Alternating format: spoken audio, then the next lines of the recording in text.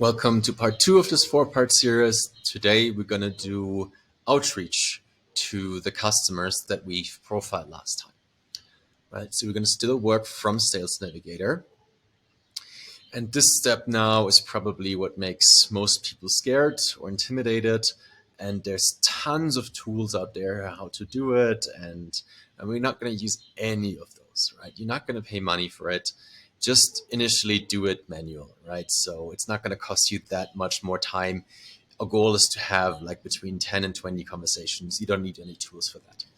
We're just going to stay here in the LinkedIn Sales Navigator and go manually one by one and messaging them, right? So this way you also get a better, you can stop and pause and, hey, do I have a common connection with that person? Can someone introduce me?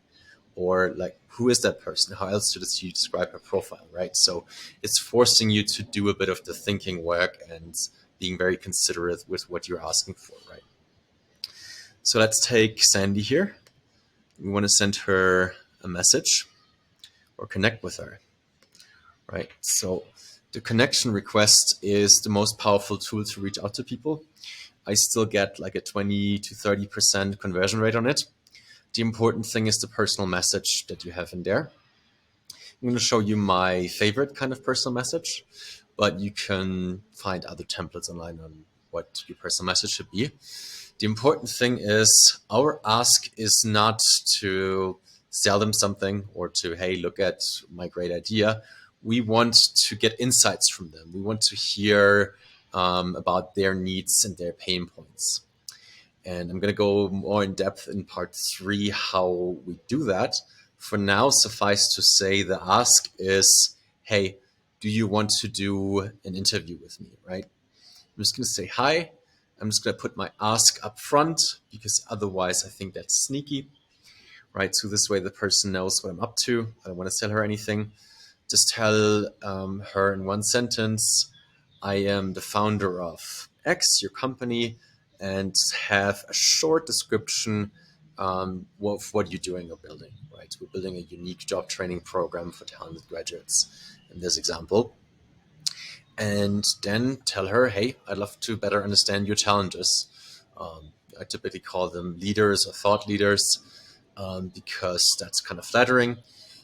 You'd be surprised by how open people are to talking about themselves and their challenges, right? They want to talk. They want other people to know about what they're going through or their expertise, right? You'd be surprised by how open people are to doing that as opposed to, hey, I want to sell you something. Nobody wants to hear that, right? And then in that first ask, you're going to put a link there to your Calendly times, right? So you're going to go to Calendly and create a link for these interviews. I already have one here for 30 minutes. This is just my default option. I didn't do it specifically for this video. One thing that's important is why 30 minutes? I guess that's not too big of an ask initially. Like if you know that person longer, then an hour is also okay. You get more insights there. But I'm hoping, if the first conversation is kind of short and sweet and nice, then the person will also be willing to talk to us again, right?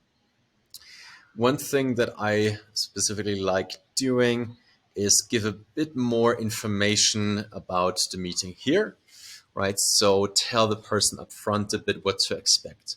What questions are you going to ask? Some people are a bit afraid that you're going to ask them like, I don't know, confidential details or something, or you want to sell them something.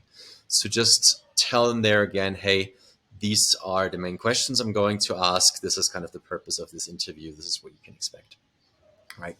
We're going to base that description off of the interview guide we'll do later. Right?